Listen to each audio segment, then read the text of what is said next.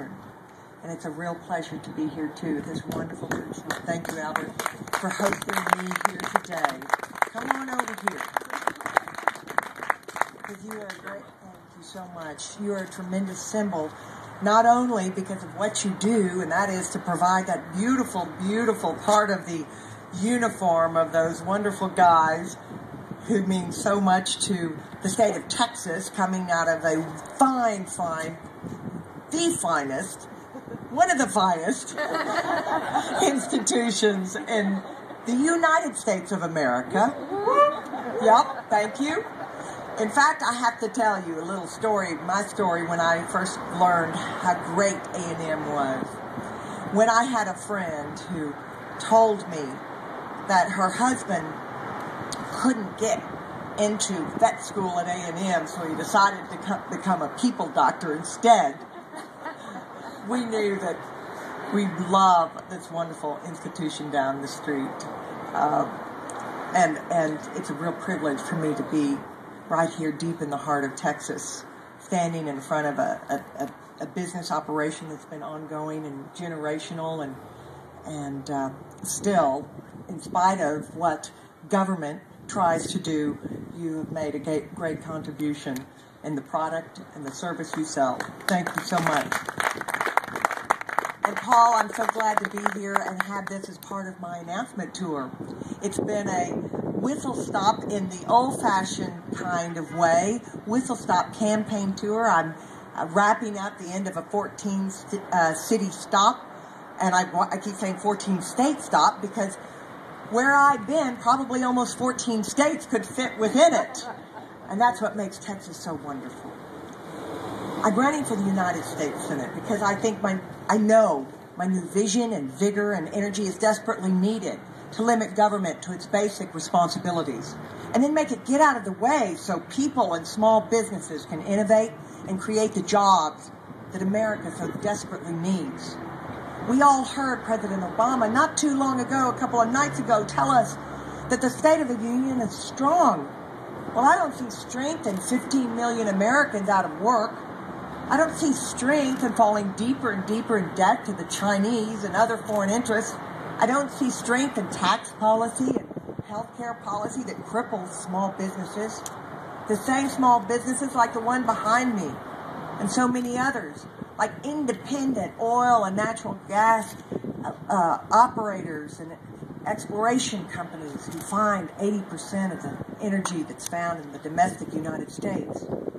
I don't see the help, the appreciation of those same small businesses that we're counting on to create jobs, to grow our economy out of this recession, and to forge a brighter future, free from the burden of onerous, overreaching government regulation and interference. After all, if Washington would just meet its basic federal obligation, like securing our border, and then get out of the way, we wouldn't be in the fix we're in. Instead of focusing on how government can be more a part of our lives and our businesses every single day, Washington should concentrate on unshackling and unleashing the engine of innovation and ingenuity and job creation, and that is letting small businesses do what they do best, create jobs and prosperity and value and leave a legacy for generations to come. When Washington tries to be all things to all people, it siphons away the resources needed to fulfill its most basic obligations, like the border security I mentioned before. And having just come from El Paso yesterday, it's fresh on my mind. Those kinds of things, not fulfilling the basic federal obligations, which are very few, much fewer than they are doing now, are the things that cut short the hopes and dreams of the next generation of Americans. The same government that can't secure our border has no business running health care and forcing small businesses to pay the price. What does this president not get about small business? It must be the word small, because President Obama can only think big. Big government, big regulations, too big to fail banks, big businesses, big Wall Street. I say it's time to think small and think smart. Smaller companies, smaller government, as big, that allow small companies to release the innovation and great ideas and entrepreneurship that's so rich we have seen in Texas from top to bottom in East and West. Smaller government that doesn't crush small businesses with small-minded policies that only a Soviet centralized planner could love. As Texas's next United States Senator, I'll stand up for those small businesses, fight against burdensome regulations, demand that we repeal Obamacare and the small business killing regulations that go with it. A little regulation here, a few $1 trillion in debt there, a few tax increases, and pretty soon 15 million Americans are out of work. It's going to take somebody who can make tough decisions, and I am that person.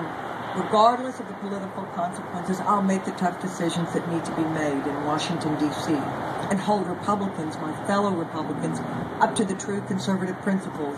Because if we don't, you're right, Paul, we don't have the moral authority to lead. And they should kick us out again. I know we won't spend our way to a better future.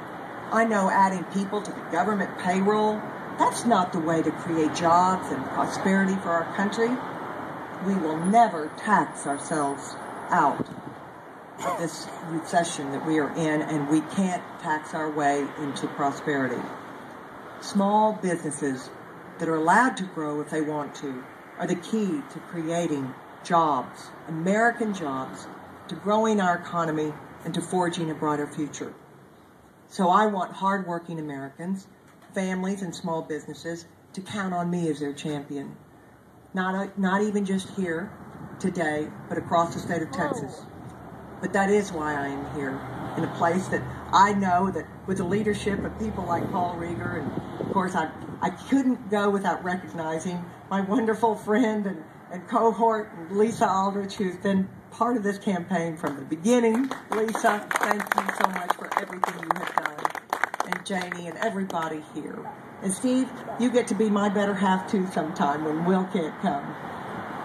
But Will Jones is here in spirit. We are also small business people. And I've been part of a family that's been engaged in small business. And that's the kind of company I grew up in and surrounded myself with. And it is a pleasure and a privilege to be right here in Bryan College Station and ask for your vote today, and I'll ask for it tomorrow, and the next day, and the next, until about a year from now, when I can be your next United States Senator. Thank you so much for coming.